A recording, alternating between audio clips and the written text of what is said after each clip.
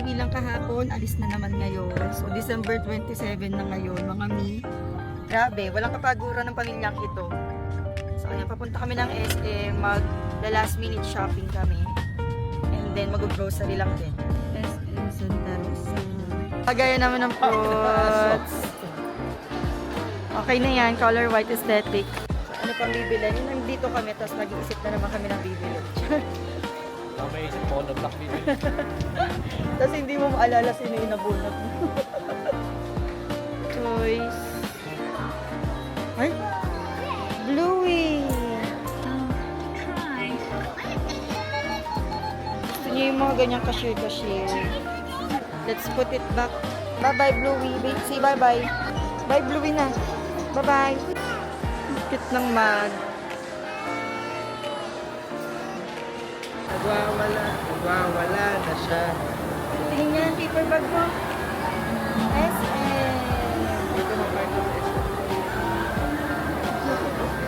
So, ayun na nga, nagwawala na si Raya sa loob ng department store.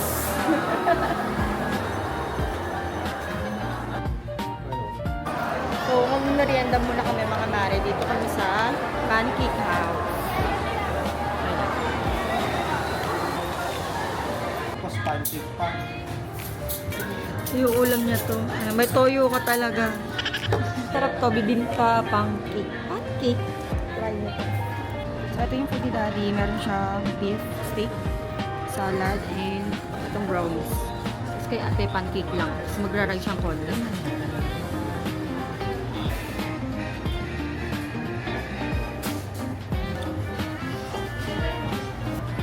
Masarap yan.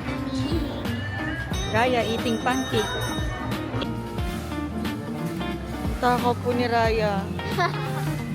Pang New Year's fruit basket. Walang mali.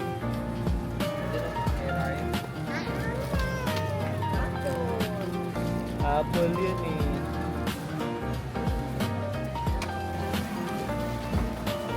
Tapos kami mag-grocery. Let's go na. Twinning outfit for New Year. Yung dalawang bata since hindi na ako nakapaghanap ng damit nila sa TikTok shop. Tignan nyo ang cute. Ayan, color of the year.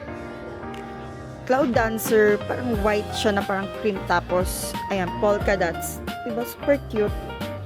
So, ginawang rides ni Raya yung skeleton.